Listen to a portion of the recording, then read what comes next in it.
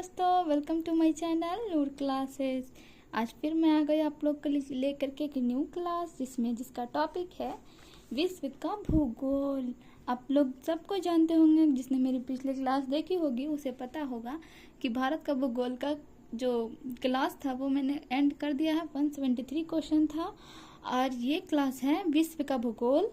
देखो, मैं अगर लिटरली कहूँ तो इसका वेटेज तो उतना ज़्यादा नहीं है, बट अगर जो सीरियस स्टूडेंट होंगे उसके लिए 2 क्वेश्चन 4 क्वेश्चन भी इम्पोर्टेंट हो सकता है। तो इससे 20 ईयर में 121 क्वेश्चन पूछे गए हैं। तो मैं इसे 1 से 2 क्लास मिनिमम 2 क्लास में मैं इसे पूरा कंप्लीट करवा दूंगी।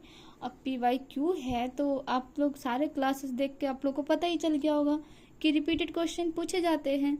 और हाँ, एक इम्पॉर्टेंट बात, अगर आप लोग को ये भी जानना है कि कौन से टॉपिक से कितने क्वेश्चन पूछे गए हैं तो एक बार कमेंट में लिख देना कि बता दीजिए, या फिर यस हाँ जानना है तो मैं उसे अगले वीडियो में दिखा दूंगी, क्योंकि इसमें सारा दिया हुआ है कि कौन से टॉपिक से कितने क्वेश्चन पूछे गए हैं, कौन कौन से साल में, और कट ऑफ कितना गया था, ये 10 साल में कट ऑफ कितना गया है, वो सब कुछ है।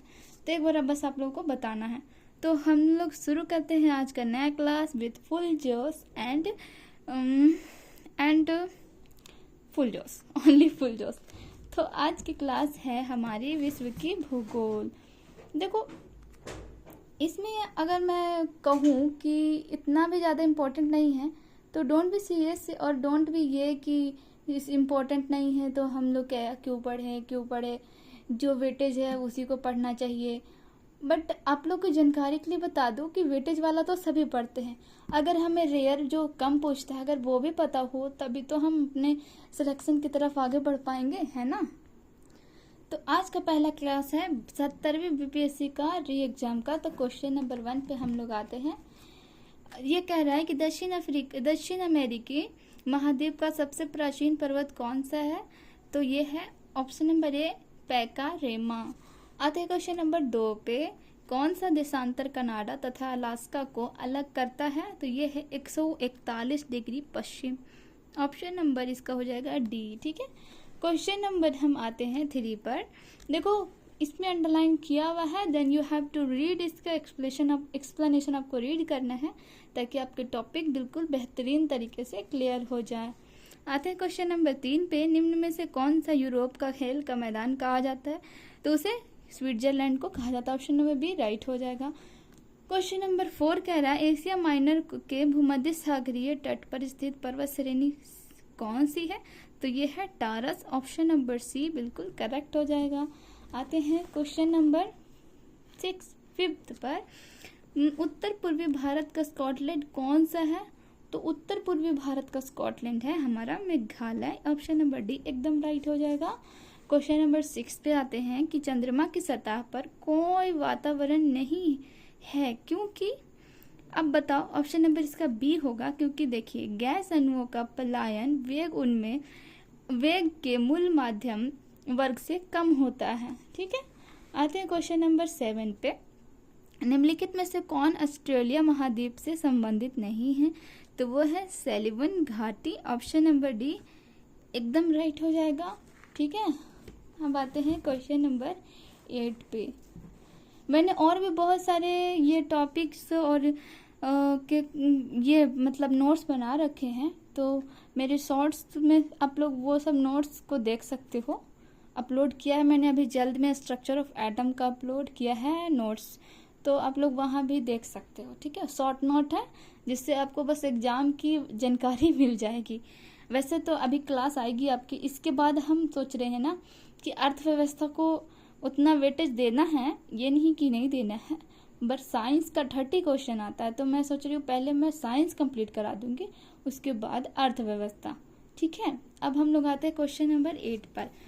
आज लग रहा होगा कि मैं धीरे क्यों बोल रही हूँ, तो जानकारी के लिए बता दूं कि किसी ने बताया, मतलब बोला कि आप बहुत स्पीड बोलते हो, तो इसीलिए मैंने स्लो बोलने की कोशिश किया।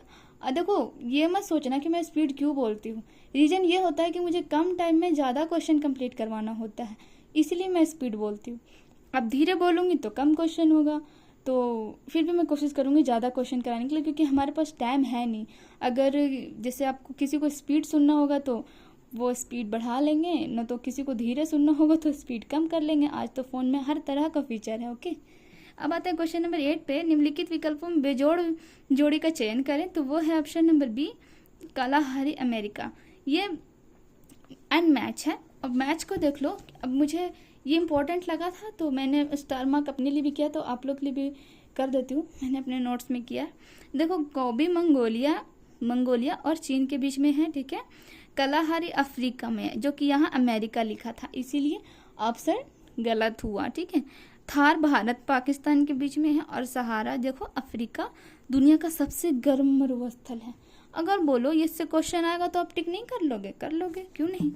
अब आते हैं क्वेश्चन नंबर 9 में। देखो, डाल्मेटियन तट है, तो वो है ऑप्शन नंबर सी, कास्ट क्या बोलेंगे इसे, कास्ट जन्य पर्वत पदीय। हिंदी में लिखा हुआ रहता है ना, तो थोड़ा डिफिकल्ट होता है। आते हैं क्वेश्चन नंबर 10 पे। क्या कर रहा है, निम्नलिखित में से कौन एक क्या है, टेकोपोलिस है, तो ये है silicon valley. Option number A right हो जाएगा, ठीक है। और सिलिकॉन वैली देखो, सिलिकॉन वैली यूएसए में है, और भारत का सिलिकॉन किसे कहा जाता है, तो हैदराबाद बेंगलुरु को कहा जाता है, ठीक है। क्वेश्चन नंबर 11 कह रहा है, लावा के ठंडा होने पर ठोस होने की किस प्रकार की चट्टान बनती है, तो वो बनती है इग्नियस, यानी ऑप्शन नंबर ए राइट हो जाएगा। इग्नियस का मीन समझ लो कि वह चट्टान जो होती है, जो गर्म लावा से फिर ठंडा हो जाती है, और उससे जो निर्मित होता है उस चट्टान को इग्नियस कहते हैं। अब आते हैं क्वेश्चन नंबर 12। क्वेश्चन नंबर 12 क्या कह रहा है कि चीन, मंगोलिया एवं जापान में निम्नलिखित मानव प्रतियोगियों में से कौन निवासरत है, तो वो है ऑप्शन नंबर सी, मैंगलोइड। अब देखो, इसमें सारा एक्सप्लेन किया हुआ है, then you have to read, क्योंकि ये इंपॉर्टेंट है, ठीक है। आते हैं क्वेश्चन नंबर 13। निम्नलिखित में से कौन सा लोहे का अयस्क है, तो ये है आपका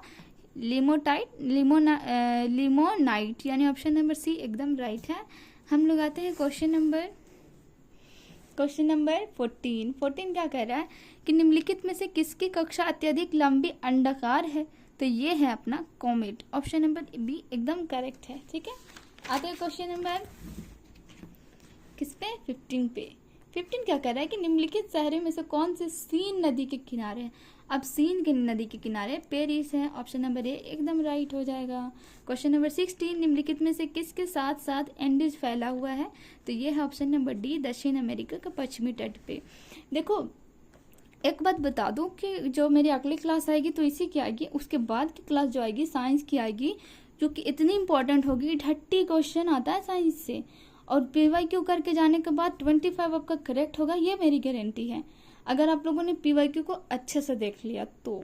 मैं ऐसा नहीं पूरा दावा के साथ नहीं बोल रही हूँ, मतलब टॉपिक ज़्यादातर सेम होते हैं, तो उस क्लासेस को आपको कोई भी हाल में नहीं छोड़ना है, ठीक है। ज़्यादा से ज़्यादा अपने दोस्तों के पास, जो भी ये तैयारी कर रहे हैं उनके पास ज़रूर बता दीजिएगा कि साइंस के पीवाईक्यू की क्लास पूरे 20 ईयर के क्वेश्चन एक वीडियो में मिल जाएंगे, तो जाकर ज़रूर देखो, ओके। अब हम लोग आगे बढ़ते हैं 17 क्वेश्चन नंबर पे। निम्नलिखित में से कौन सा वायु प्रदूषण का प्रमुख कारण है, तो ये है जीवाश्म ईंधन का जलना। देखो, ऑप्शन नंबर बी राइट हो जाएगा। देखो, जीवाश्म ईंधन कार्बन डाइऑक्साइड और कार्बन मोनोऑक्साइड, ये 2 चीज जो छोड़ते हैं वो खनिज तेल, कोयला, पेट्रोल, डीजल से निकलता है, तो इसीलिए ये हमारे एनवायरनमेंट के लिए बिल्कुल सही नहीं है, लेकिन आज भी इसका उपयोग हो रहा है। अब तो एलपीजी आ